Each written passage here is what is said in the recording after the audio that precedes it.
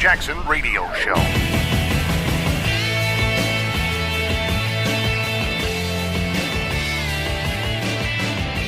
But now we have a president who can't make it through a ceremony honoring Native American war heroes without reducing Native history, Native culture, Native people to be the butt of a joke.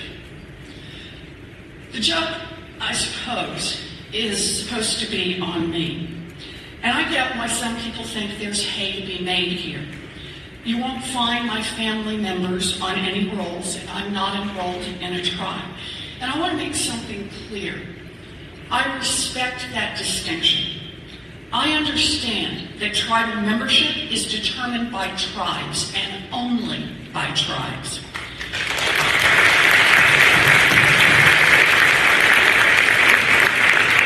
I never used my family tree to get a break or get ahead. I never used it to advance my career.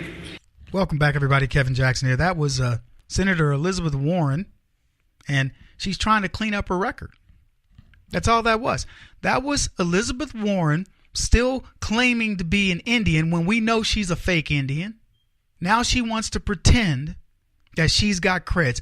I understand that the only way that you can become an Indian is when you're on the registry. What she's saying is, I don't know what she's done. She's probably gone back, got Ancestry.com or somebody to put an Indian in her, and it's probably cut and pasted too, like Cochise. Cut and pasted as her great-great-great-great-grandpa.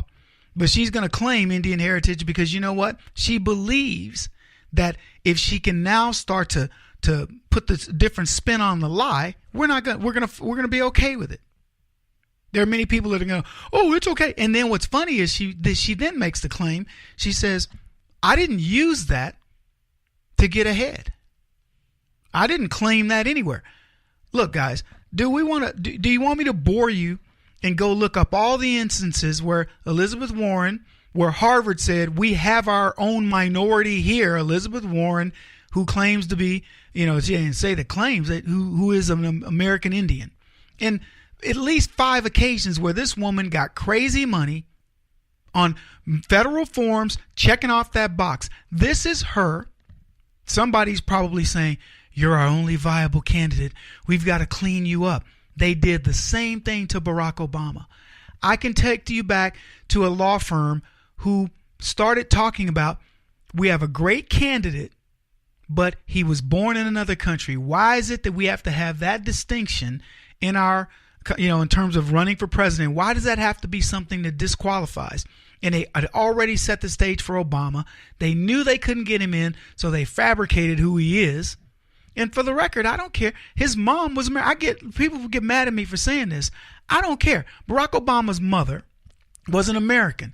I get the technicalities on her age and all this other stuff. But his mom is an American, and he, whatever instances, he was born somewhere in America. I mean, they say he was born in Kenya, but his mother, if she had the baby in Kenya, it wouldn't be any different for me than, she's a white chick, American, carrying her baby on a vacation in Kenya, has the baby there. I don't care. That's his mom. But here's what I care about. The all fabricated other stuff. His dad was a goat herder who went to Harvard. No, his daddy wasn't. His daddy was a radical dude who bumped up his mom because she was having a fling. Big deal. I mean, my dad was in prison. Here's me, Mr. President. I'm running for president. I say, yeah, my mom, who was in the process of divorcing my dad, but, I'm going to clean it up and go, no. They were separated at the time. And then later, my dad, he would be exiled. Yeah, exiled to San Quentin. He was in prison. Clean it up. Oh, no, my dad, he was really brilliant. He was exiled for quite some time. And then I got to see him at the ripe old age of 16. And he didn't want to talk about it. But the rumor is that he went to live in Kenya where he goat herded. Whatever. That sucker was in San Quentin prison, a stick-up man, robbed some white dude of $20,000 back in the day. That was a lot of money. And went on a drug binge and got caught and went to prison. Boom. What? What about it? But they got to glamorize Barack Obama's life. Oh, he did this, and then he went to live in Indonesia, and then he did this, and he trained at a madrasa. He's a freaking Muslim worshiping, half white, half black dude whose mom was so promiscuous maybe they don't know who his daddy is, but I think it's Frank Marshall Davis. But who cares? Half the black people in this country don't know who their daddies are. So why do I care? But Elizabeth Warren wants you to believe look, let me tell you something. Look at my DNA. Go look at my DNA report. It got, Kevin's great-great-grandfather was Stephen Burton. Great-great-grandfather was Stephen Ford. And then once it goes back from there, boom, owned by Plantation Time. And my great-grandmother, she was a half Navajo Indian. I can go back to her, one generation of her, then boom, she's on the reservation, and other relatives were on a plantation. End of story. Now, was she owned by Indians at some point? Possibly. Indians owned slaves. Yeah, they got into the market. But what I'm getting at is, I don't know. And at the end, I don't know. I don't care. That's where it ends. I can't go back any further. But let me tell you what Elizabeth Warren can do. She could go all the way back. She could here's what I would say to Elizabeth Warren.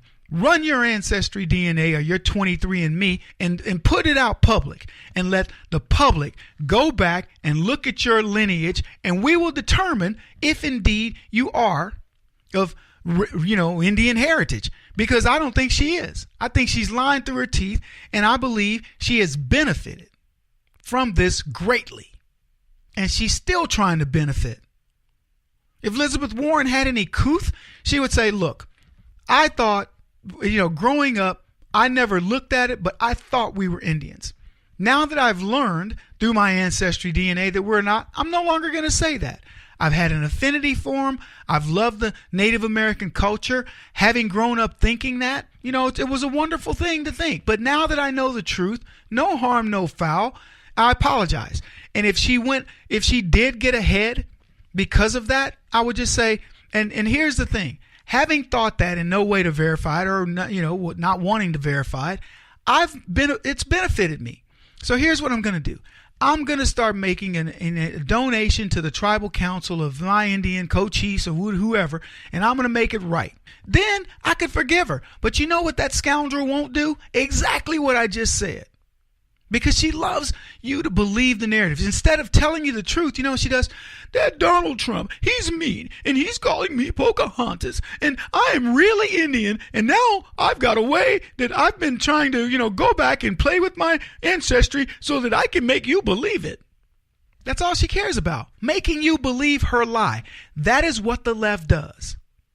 And sadly, this is the sad part, everybody would be much more sympathetic if she just told the truth. That's all she's got to do. It's not in their DNA, people. Look, I don't know if you've raised kids. If you have kids or people that you care about, you tell them all the time, look, it's a lot easier if you just fess up. Don't propagate it. It's too difficult. Stop lying.